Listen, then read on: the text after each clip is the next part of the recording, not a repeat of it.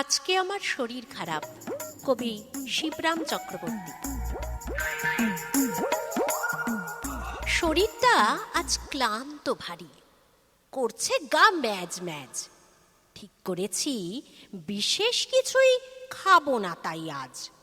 সকালবেলায় চায়ের সাথে গামলা খানেক মুড়ি, তেল লঙ্কা মাখিয়ে সাথে পেঁয়াজি ফুলুরি। সকাল ধরো 9টা নাগাদ।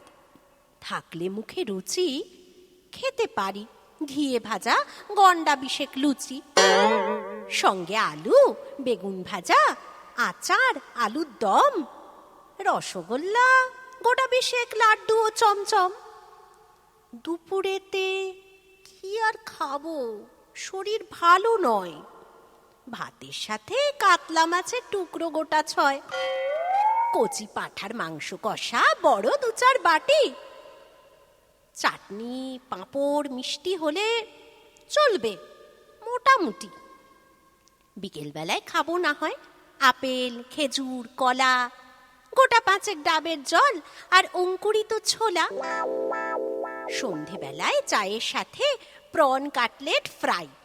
এর বেশি আর খাবো না, পেট খালি রাখা চাই।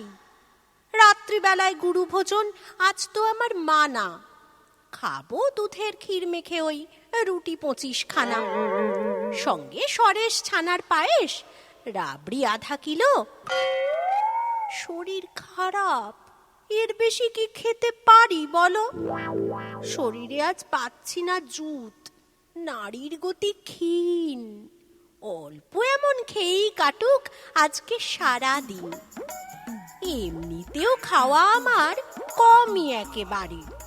পেটুক মানুষ দেখলে আমি লজ্জাতে চাই মরে।